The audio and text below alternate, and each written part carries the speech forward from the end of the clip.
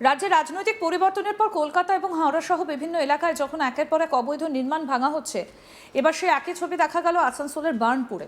তৃণমূল ক্ষমতাচ্যুত হতে বার্নপুরের ত্রিবেণী মোড়ে অবস্থিত তৃণমূল যুব কংগ্রেসের একটা কার্যালয় বুলডোজার দিয়ে গুড়িয়ে দিল কেন্দ্রীয় সরকারের অধীনস্থ রাষ্ট্রায়ত্ত সংস্থা সেলের ইসকো কর্তৃপক্ষ। ইসকো কর্তৃপক্ষের অভিযোগ, সম্পূর্ণ বেআইনিভাবে তাদের জমি দখল করে এই পার্টি অফিসটা নির্মাণ করা হয়েছিল। জমি খালি করার জন্য আগেই নোটিশ পাঠানো হলেও তৃণমূলের তরফে তা গ্রাহ্য করা হয়নি।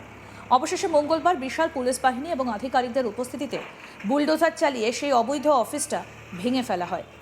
অফিস ভাঙার ঘটনায় ক্ষোভ উগড়ে দিয়েছেন স্থানীয় যুব তৃণমূল নেতা অভিক গোস্বামী। তিনি রাজনৈতিক প্রতিহিংসার অভিযোগ তুলে বলেন, নির্বাচনে মানুষ আমাদের গ্রহণ করেনি এবং আমরা তা মেনে নিয়েছি, কিন্তু এই অফিসটা থেকে সাধারণ মানুষকে বিভিন্ন পরিষেবা দেওয়া হতো এবং আগামী দিনে বিরোধী শক্তি হিসেবে মানুষের আওয়াজ তোলার জায়গা ছিল এটা। চাবি দেবার বিষয়ে আলোচনার আগেই বলপূর্বক এটা ভেঙে গুড়িয়ে দেওয়া হলো।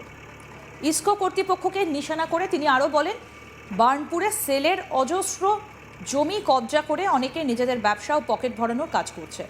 কর্তৃপক্ষ যেন শুধু বিরোধী রাজনীতি করার কারণে আমাদের অফিস না ভেঙে সেই সব জায়গাগুলোর দিকেও সমান নজর দেয়।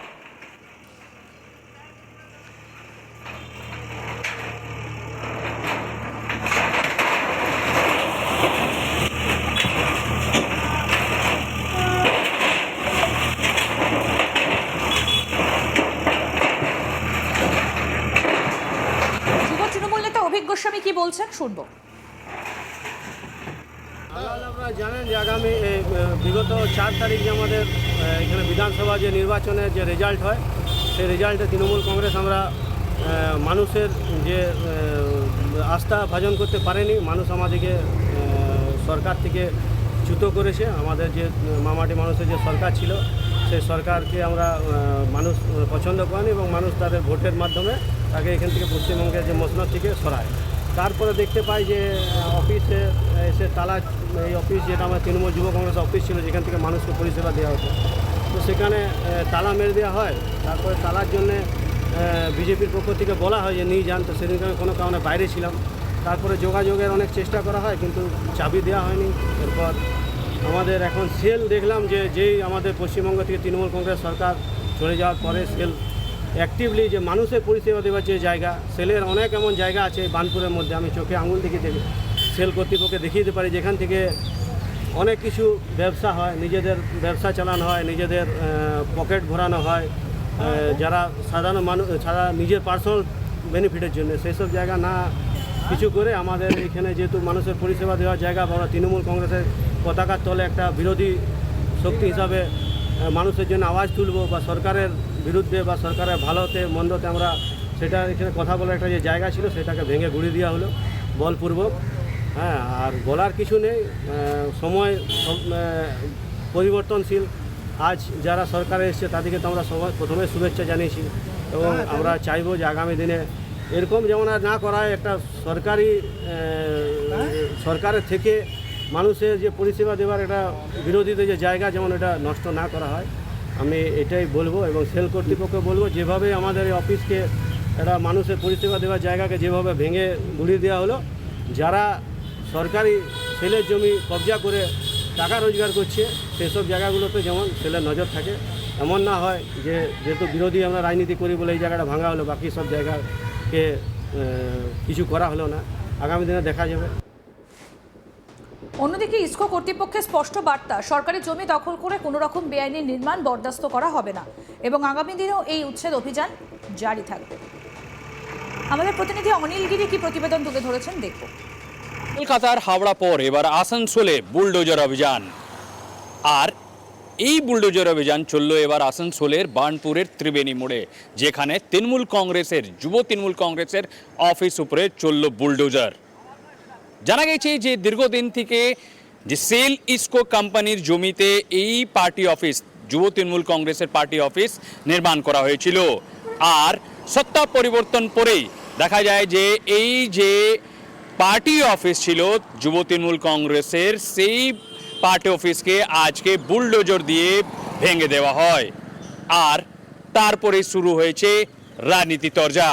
তৃণমূল কংগ্রেসের যে নেতা রয়েছেন অভিক গোস্বামী, তারা বলছে যে রাজনীতিভাবে তারা মেনে নিয়েছে যে এই যে 2026 নির্বাচন হয়েছে সেটাতে তারা বিফল হয়েছে, কিন্তু এই যে পার্টি অফিস ছিল এই পার্টি অফিস থেকে বিভিন্ন সুবিধা দেওয়া হতো এইখানের স্থানীয় মানুষদেরকে, কিন্তু এটা প্রতিশোধ রাজনীতি হচ্ছে। আর তারা বলছে এই প্রতিশোধের রাজনীতি তারা কখনো এটা ভাবেনি।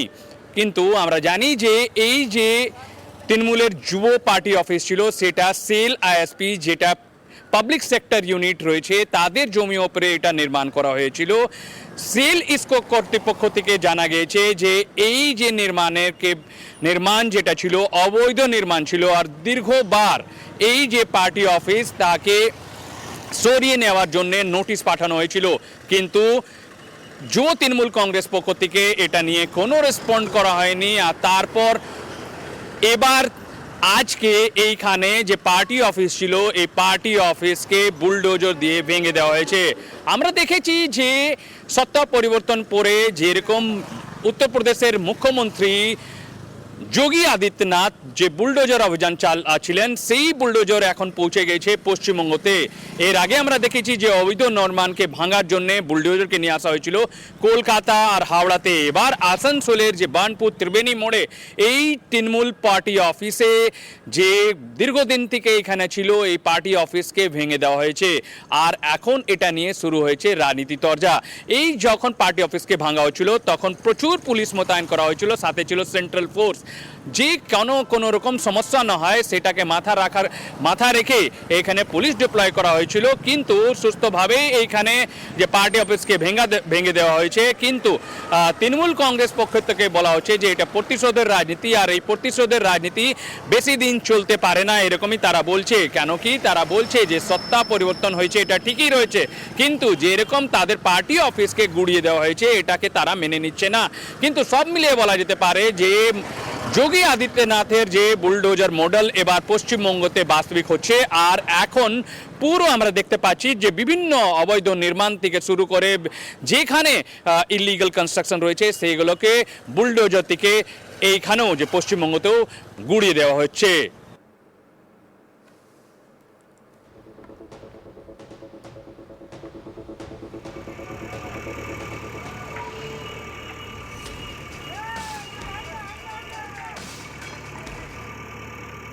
এই উচ্ছেদ অভিযান জারি থাকবে এমনটাই স্পষ্ট করে জানিয়ে দেওয়া হয়েছে। ইসকো কর্তৃপক্ষের অভিযোগ সম্পূর্ণ বেআইনিভাবে তাদের জমি দখল করে এই পার্টি অফিসটা নির্মাণ করা হয়েছিল। জমি খালি করার জন্য আগেই নোটিশ পাঠানো হলেও তৃণমূলের তরফে সেটা গ্রাহ্য করা হয়নি। অবশেষে মঙ্গলবার বিশাল পুলিশ বাহিনী এবং আধিকারিকদের উপস্থিতিতে বুলডোজার চালিয়ে সেই অবৈধ অফিসটা ভেঙে ফেলা হয়েছে।